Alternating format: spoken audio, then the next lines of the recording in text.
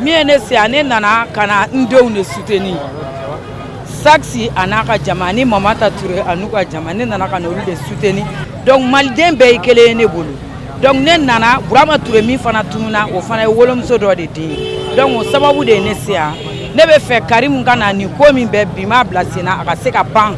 Malien ka kunkɔrɔta sɔrɔ malien denw ka kunkɔrɔta sɔrɔ Mali tɔgɔ ka jɛya. Parce que Mali galon a cayara Mali la pour que malien kun ka kɔrɔta ni bɔra Mali dafɛ foyi t'i ye maloya kɔ. Malien kɛra sugu bɛɛ ye. Donc n'ale nana woloma bɛ se ka ye kow la a kana kow ka jɛya. E tɔgɔ Ibusi. Ouais bon sani y'a jateminɛ bibi na ni affaire ni a kuma bɛ fan bɛɛ. Affaire bɛ commune 4 tribunal la, affaire bɛ commune 3 tribunal fana na. Bibi na malien yɛrɛ ne yɛrɛ nana nin kɛnɛ nin kan. Malien bɛ ka fɛn min fɔ, malien bɛɛ lajɛlen ko a sera sa waati de sera waati min Karim Keita yɛrɛ bɛ se ka na tribunal la kana kuma quoi. A kana ka kuma a tɔgɔ bɛ ka fɔ ni affaire la. A ka se ka a yɛrɛ lajɛya quoi. Malien bɛ k'o de fɔ yan. Donc bon a fana k'o kɛ n'a y'o kɛ affaire bɛ ban ni affaire bɛ ban bɛɛ bɛ tɛmɛ n'i ka sara ye. A ma fɔ k'ale yɛrɛ don dɔw de y'a fɔ k'ale don mais a ma fɔ k'ale don tribunal m'a fɔ k'ale don. Ya donc a bɛ se ka bɔ c'était un député c'est un jeune a bɛ se ka na tribunal la o bɛna diya malien yɛrɛ ye o n'a nana bon malien b'a lamɛn a bɛ ka kumaw fɔ puisque a ko nkalon min dara effectivement ko nkalon bɛ ka da la bon a b'a ka explication di bon vraiment c'est simplement cela parce qu'à chaque fois bon plainte ale bɛ plainte don mɔgɔ minnu kama olu bɛ na mais ale yɛrɛ tɛ ye quoi ale yɛrɛ bɛ se ka na dɔrɔn et puis nin ko bɛ ban et puis bon malien bɛ tɛmɛ ni ko wɛrɛw ye quoi mais tant que ale ma na mɔgɔw bɛna miiri ko dɔ de bɛ yen quoi. Tant qu'à mana mɔgɔw bɛna miiri ko dɔ de bɛ yen voilà c'est un peu ça quoi. Bon an kɔni ye min kɔni mɛn parce que an ma se ka don salle kɔnɔ parce que jama kun cayara kojugu an ye min mɛn ko le 3 juillet ko u bɛna jugement kow lajɛ mais ko sani u ka jugement kow lajɛ parce que pour que tribunal fana ka se ka da don jugement na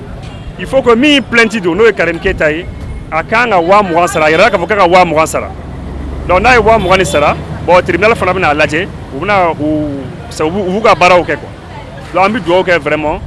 ni affaire ni a ɲuman ka se ka ban. Ne tɔgɔ Kafunɛ Fanɛ Paranti Fama mun fagalen filɛ nin n'o ye Ture ye ne bɛnkɛ den de vraiment Ture ka saya an bɛ fɛ k'a ɲɛdɔn Karim ko tɛ ko wɛrɛ tɛ a mana kɛ mɔgɔ mɔgɔ ye hali ni papu de y'a faga an bɛ fɛ k'a dɔn puisque ni min don a fagali ye min tiɲɛ anw ma anw de b'o dɔn saya in kɛra a kɛra président ka sira de kan mais a kɛ ni bi cɛ a ma kala don a ɲin na k'a fɔri mun yɛrɛ ye mɔgɔw dimi k'a fɔ a Karimu nɔ don Karimu nɔ tɛ o bɛɛ ye kuma wɛrɛ ye o bɛɛ bɛna dɔn kɔfɛ mais mun ye adamadenw dimi ni ko kɛra a kɛra jamanatigi min nɔfɛ o kan k'a dɔn bon mɔgɔ min tɔgɔ b'a la o ye jamanatigi den n'o ma se ka wuli k'i jɔ a bɛ mɔgɔw jigila misɛn. Bon ne kɔni bolo ni journaliste kunnafoni dila de ye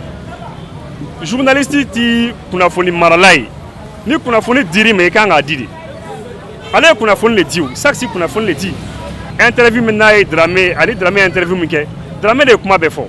a interview bɛ ka circuler Dramé de ye kuma bɛɛ fɔ mais puisque bon juge fana u b'u ka baaraw fana dɔn bon a bɛ se ka kɛ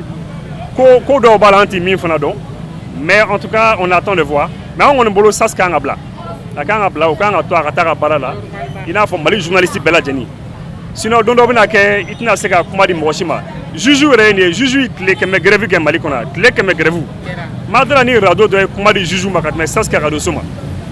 a ye kuma di juge ma juge u ni juge ɲɔgɔn minnu tun bɛ ɲɔgɔn na u jugu ORTM de tun bɛ di olu ma ORTM mais ORTM ti di c'est à dire tɔw ninnu ORTM tun bɛ di olu ma mais u tun bɛ taa Saksi ka radio so de la. Saksi ka ko a ma kungo si sɔrɔ a k'i da ka sunɔgɔ journaliste de don ni Mali tɛ jamana bɛɛ la journaliste a place bilalen don n'olu ma informer an bɛ mun dɔn olu de bɛ taa kungo kɔnɔ ka taa kɔjiw tigɛ ka bajiw tigɛ ka don gɛlɛyaw la ka na ɲɛfɔ an ye mun de la olu t'u ka kibaruya di o tuma olu ko démocratie olu de ma démocratie siɲɛ olu yɛrɛ bɛ démocratie baara kɛ faamajugu b'a baara kɛ k'anw t'a kɛ ko an ka journalistes hali n'u y'u farikan si kelen tigɛ Ture ta kɔfɛ min mana k'a la a bɛɛ ye u ka kuma u diyaɲɛ sago la u y'u ka kalan de kɛ u y'u ka kalan sara de État ye donc u ka diplôme min b'u bolo u b'a baara kɛ journaliste